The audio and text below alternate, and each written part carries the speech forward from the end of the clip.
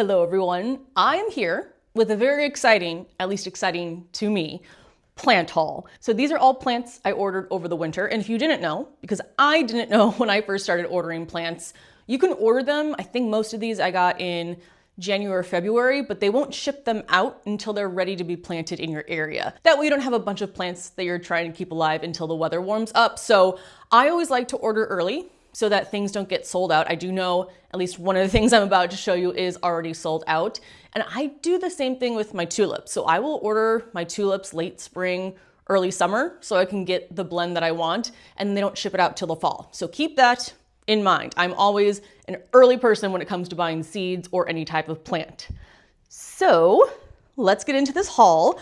I'm gonna start with what I'm cautiously excited for, and that is the glow-in-the-dark petunia. I have 3 of these. 1, 2, 3. This one doesn't have flowers yet. Now, these are called the Firefly Petunia, which I think the name is very fitting, and they are a creation from the company Light Bio, which I had never heard of before, but they were featured on the cover of Time Magazine's Best Inventions of 2024 issue, so I feel like that gives it some legitimacy. Now, I'm gonna read you the descriptions kind of how these work. I haven't tried them yet to see if they glow, because I think I want them to get a few more flowers, get a little bit larger, and also spend more time in direct sun, because I have been bringing them in and out right now because we've had some cold dips in the weather. But this is what the article from Time said. It said, by day, the petunias look like normal white flowers. In the evening, they emanate a soft glow that looks like moonlight. It feels like magic, but is rooted in science. The startup Light Bio spiced the petunia's DNA with that of a bioluminescent mushroom, creating the soothing glow-in-the-dark wonder. So these 3 I ordered from the website. They came in a pack for $39.99. I don't know if you can order just one. I think you have to order the pack. And I don't know if they are still technically taking orders. But this says the Firefly Petunia emits a soft glow similar to moonlight. It can be grown in pots, baskets, or gardens, quickly attaining about 8 to 10 inches inside with abundant white flowers. Easy to care for, thriving without needing special conditions. And it does say, even though we mostly treat them like annuals, especially in cooler climates, they are technically perennials. So if you bring them inside and put them in a sunny location or a grow light over winter, then you can keep them alive until next season. For care instructions, it says full sun, 6 to 8 hours, water, evenly moist soil. Recommend planting 3 young plants per 8 to 12 inch pot. So that's what we're gonna do today. Care deadhead often, prune any leggy growth. And then somewhere it said here that the more light it gets, the more sunlight, the more it will glow. So that is going to be my plan, is I'm gonna plant all 3 of these in one, probably terracotta pot. And it's something that I do want to be able to like move around, bring inside for the winter. I don't want these to go in a garden bed where then I won't be able to move them later, especially because I've heard some different things from people about how well this glows.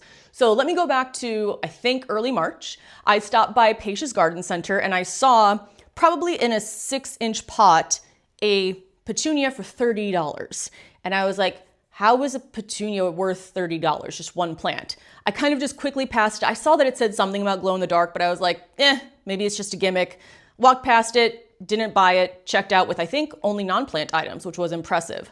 Then I went to Gethsemane Garden Center here in Chicago. They will be carrying these. I don't know if they are already, but they showed me some photos of their actual employees having them in their home as a houseplant over winter, and they did glow in the dark. So I'm curious to see how they'll look in like the summer evening, how much of a luminescent glow it has, and then also if I take it into a completely dark room inside, how much that is going to glow.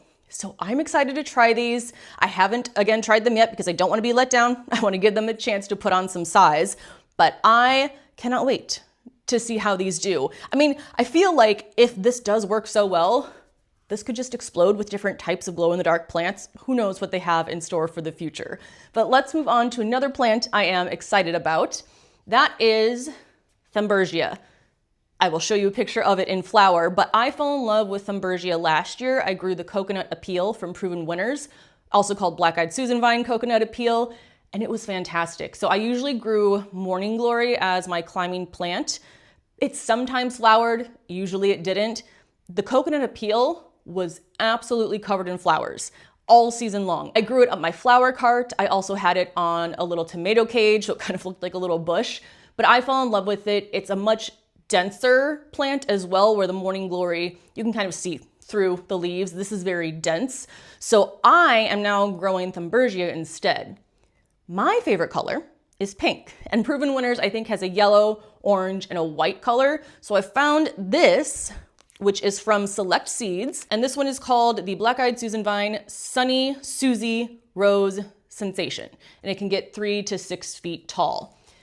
So while I am excited to have something that is pink, and I know this is one of the items that's currently sold out, when I shared this on Instagram, I had a couple of people tell me that they've grown this and the Proven Winners ones, and this just isn't quite covered in as many blooms. So now I'm a little bit hesitant. Am I gonna love this one as much? Like, is the pink color of the flowers going to make up for maybe fewer flowers on it in general? So we'll see. But I do plan to plant a couple of these today. I know where they're gonna go, flower cart and one other place out back. So we'll plant these up. I am definitely growing the coconut appeal with the white flowers and the black centers. So I'll be adding those as well. I just don't have them yet. So I am, again, cautiously optimistic about the glow-in-the-dark petunias and the pink Thunbergia. The last group of plants I have are from Prairie Moon Nursery, which if you are looking for native plants, they have the best website I've ever seen in terms of filtering. You can filter by your state, filter by the color of flower, the height of the flower, the bloom time of the flower. So I highly, highly recommend checking out their site. You can get either seeds or the transplants. So I went with transplants. I've done seeds in the past, but I want to get a little head start on these. So I got 3 different natives for my area. And I think all of these I actually studied in one of my horticulture classes, which again focused on natives of the Illinois region. So the first one that I have is Prairie Phlox. This is going to be full to part sun. This will bloom May through July, and then it'll get to about 2 feet tall, and it wants about a foot of spacing in between. Let me talk a little bit about my experience so far with perennials in containers. They have overwintered pretty well for me. I'd say I have about a 2/3 success rate of leaving them outside in a raised bed over winter. However, because native plants like it here, they will spread, especially the ones that are a bit more aggressive. So when I've planted milkweed and rudbeckia and echinacea together and prairie onion, the rudbeckia took over almost all of the bed. So I have to keep that in mind when growing in containers, that if I'm pairing these in a bed or a pot with something else, how aggressive is it going to be? So this one I think was rated as a medium. This is the only one that I think I don't know where it's going to go yet. Again, this is the Prairie Phlox. So I'm still waiting on this one. I'll know when I find the right spot for it. But the 2 that I know where they're going to go, one, which is probably the one I'm most excited about, it is the one I loved the most in the class that I was taking. I think that was fall 2024. This is the Purple Prairie Clover, Dahlia purpurea, and it kind of reminds me of Gomphrena. It doesn't look the exact same, but it is more of like a ball-shaped flower on the end of a long, thin stem. So this one will be purple. The bloom is July through September. The height is 2 feet, spacing 1.5 to 2 feet, full to partial sun, and this one was the least aggressive spreader. It can reseed, but as far as compared to the other 2 varieties that I have, it's not going to spread and take over like, for example, the anemone might do. So this, because it reminds me of my Gomphrena, I'm gonna plant in my Gomphrena bed. I got 3 of each of these plants, so I'm gonna pop these in there. They will bloom about the same time as the Gomphrena, July through fall. So I'm excited to see how these do. And I know that the Gomphrena always attracts bees and butterflies. Those and zinnias tend to be the flowers that attract the most. So I'm thinking if I pop these in here, maybe they'll also appreciate that there's some natives in the Gomphrena bed. And then hopefully they will survive the winter, come back next season, and I can just continue having that as my Gomphrena bed, but then also as my Purple Prairie Clover bed. So that is the plan. These I will be planting today with you. And then the last one, the 3rd one that I got, is the Canada Anemone. This one has a white flower. It'll bloom May through June. The height is 1 foot, spacing 6 to 12. sun, full to partial. So this is going to go in my parkway because this of the three I got was the one that will spread the most aggressively. And that's what I want in the parkway. If I had the whole thing covered in these beautiful white flowers, I would be happy. So these three will be down in the parkway. I don't think I'm gonna plant them today, but I will fairly soon. These three I'm gonna plant today. I'm gonna plant my Thunbergia today, and we're gonna plant the petunias in a pot today as well. So let's go ahead. I think I'll head outside first. We'll get those plants in the garden. I'm so excited. We'll get these plants in the garden and then we'll pop back in and plant up the petunias. Here's how my gomphrena bed is looking today. It's been a few days now since I planted. None of them are dead, which is good. No birds have taken any, which is also good. But we've had, again, cooler temperatures, but this weekend it's gonna start getting warmer. So I'm hoping they'll start putting on a lot of growth then. So let's go ahead and plant in here my prairie clover. Now these are all going to be about the same height, the gomphrena and the prairie clover, so I'm not too concerned about, planting it in the front or in the back. But I do just kind of want it spread out a little bit. So wherever I think there might be some extra room, I'm just gonna pop it in. So maybe right here. And let's see, where do you want to go? I'll do one right here too. And again, the plan is, well, the hope is that this stays in this bed over winter and comes back the next year. But I would love to have more things come back so that I don't have to worry about always planting every single bed. I mean, should we just go center? Yeah, well, maybe I'll go back here. They all ended up being in the same row. I thought I was gonna plant them in a more random pattern. There we go. Okay, so that is my purple prairie clover. This is the first pot I'm going to plant, I think, 2 of the Thunbergia in. Now this is about a 16-inch diameter plastic pot, so the pot itself is fairly light, but once I fill it with soil, it does get a little bit heavier. So I do have it on wheels. And with the larger pots like these, I do not empty these out either. I follow the same method as I do with my raised beds. However, I don't think I'm gonna add perlite because last year I grew Thunbergia over here as well. And I remember needing to water it multiple times a day. So if my garden got watered in the morning, sometimes I'd have to come out and water these again in the afternoon. So I don't think I'm gonna add perlite. Soil doesn't feel too dense, so I feel like perlite isn't gonna be necessary for this pot. But I am going to add compost, and I will add a granular fertilizer when I plant. And just mixing that in to the top few inches of soil. Last year, the root balls definitely didn't get as far down as the bottom of the pot, but I do like giving them a little bit more room to grow. So that's good. Let me go grab the plants and the granular fertilizer. Actually, I'm gonna put the cage in first because then I'll be able to figure out where I want to put my plants. I do this just to help the Thunbergia get up to like the top of my flower cart because there isn't really anything connecting this to the bottom for it to grab onto. So it climbs up this and then slowly starts to reach out here. So I think that is good. Do I want to do 3? Oh, do I want to do 3 Thunbergia or is that too many? Let me plant 2 and then we'll see. Just because, again, people have said it doesn't quite flower as much as the ones from Proven Winners. I'm like, do I want?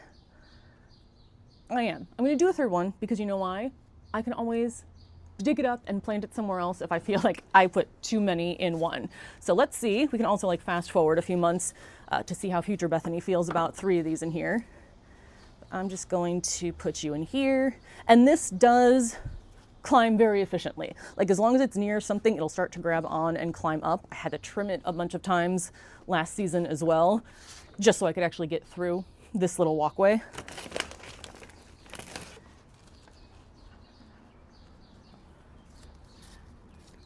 Put the tag in there so I remember what this is.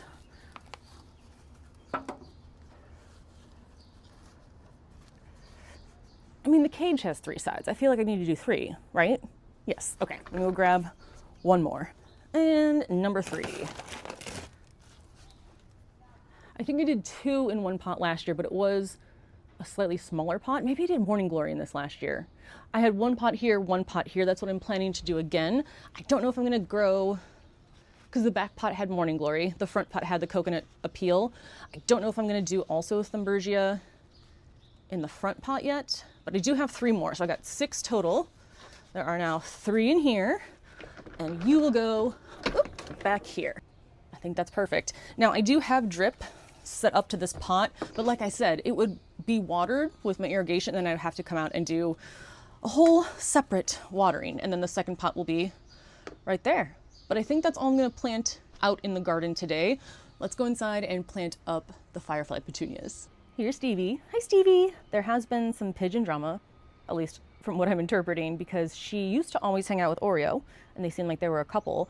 And then over the last few weeks, she's been hanging out with a different, what I think is a male bird.